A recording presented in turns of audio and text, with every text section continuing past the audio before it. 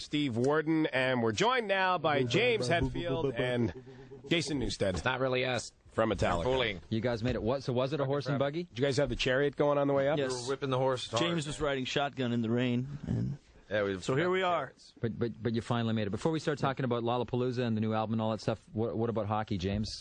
First, condolences. Obviously, the Sharks didn't make it. The playoffs. Whatever. And the Leafs. Yeah. Oh, yeah. The Leafs were there for a very brief, brief period in the playoffs. You still following it though? Than the Sharks, yeah. You still a big hockey fan, yeah? Oh yeah. Because you were at the games, I guess, when San Jose was in the playoffs last year. Yeah. But this time we were kind of stuck in the studio. Didn't get to go to many, so that's probably why they were failing. So what's your prediction for the Cup this year? I don't know. I'm kind of, the Wings I dig, and I'm a Penguins is my second favorite. So Jaromir Jagr's like a big Metallica fan. He came down to the studio and heard some of the new tunes and was hanging. Yeah, so's cool. Fedorov, right? Fedorov's apparently a big Metallica fan too from we'll Detroit. Meet him too. Bring him on down. Did Jagr give it the thumbs up? He liked it. He was in. He was rocking. He was posing for photos with the guitars and stuff. Guitar on it. Yeah, it was great. So tell us about Lollapalooza '96. Why did you decide to do it? Well, they asked us, and they called up and said, "Do you want to play?" Yeah, go ahead. I'll set up now. Okay. We're all wound up from traffic, man. Yeah. The coolest thing for us, as far as touring goes, is playing in the summer in the United States, in a festival atmosphere. And they offered that to us, and good way to bust off the rust coming out of the studio and stuff. Play an hour and a half or whatever at the end of the night. Kind of stripped down, just amps behind us, and just going for it like the old days. So, good way to start up our full-blown tour. Cool. I know Soundgarden were saying that one of the reasons they wanted to do it was because they could get to choose some other people to take out, and they wanted to take the Ramones out. Did you guys have any input in that direction? No, they chose us. Soundgarden chose Metallica to come out. Not the Ramones. Is there anybody that you want to take out with you, or you gonna take out? I'm sure there are. not like take out. You want to take out?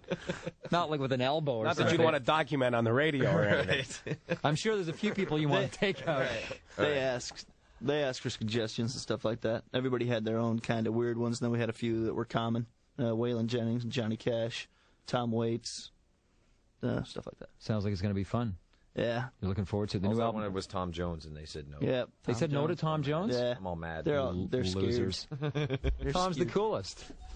Tom's the best. We've deputized our special assistant Lonnie here today to help us with the Metallica interview, because Lonnie is the resident Metallica expert. He's worked up some questions about the forthcoming album Load and some other stuff. So I'm going to turn it over to Lonnie to ask some questions of Jason Newsted. Yeah, because you've already talked to enough media weasels. You might as well talk to a fan. Talk to a real fan, gentlemen. All right, real question. Okay, Lonnie. Lonnie? Gentlemen, good evening. How are you doing today? Who are you talking Fabulous. about? Excellent. Gentlemen, you're not here. The chariot was just brutal, huh? Yeah, it was bad. It was bad. One of the horses, so anyway. All right, I racked my brain doing this, guys. I have so many questions to ask. Yeah, the brain's feeling fine now. But I have some questions to ask. Questions I've been waiting to ask for 5 long years. All right. The new album Load is scheduled for June the 4th now. It's scheduled for release. Why did it take you guys 5 years to come out with some new material here? 5 years? Well, 5 long years since there was the Black Album. There was a tour in there. There was 400 shows. Man. There was a couple of projects here and there, a live box set and a couple other things. A few, minor things like that.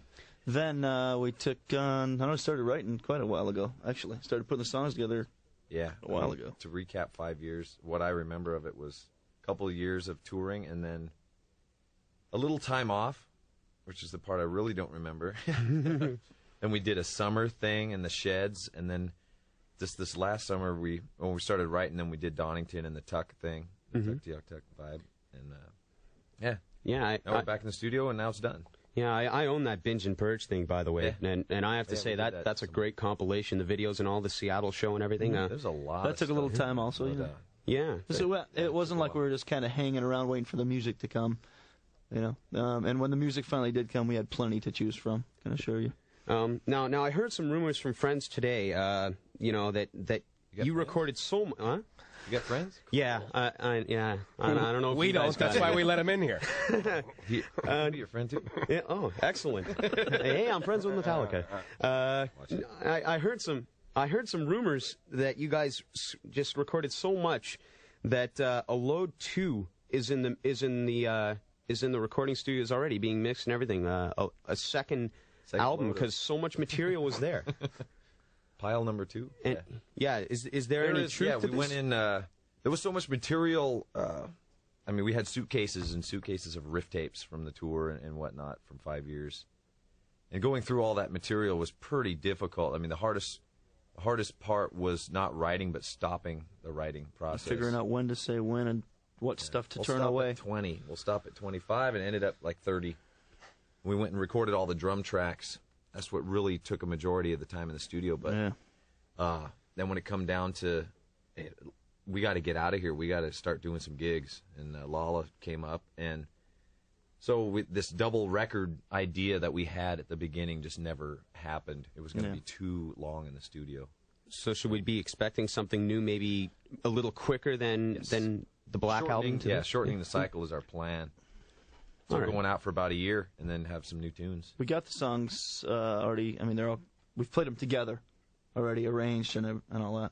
Okay, and most of the drum tracks are recorded on them. But we started April of '95. We started recording the drums. About November of '95, we decided we had to change the whole game plan and just cut down to 14 songs instead of all 30. So everything kind of had to be rearranged, and we had to squeeze in our parts, to get the stuff done and all that. So it was kind of changing halfway through the whole deal. Although he would like, I'm sure.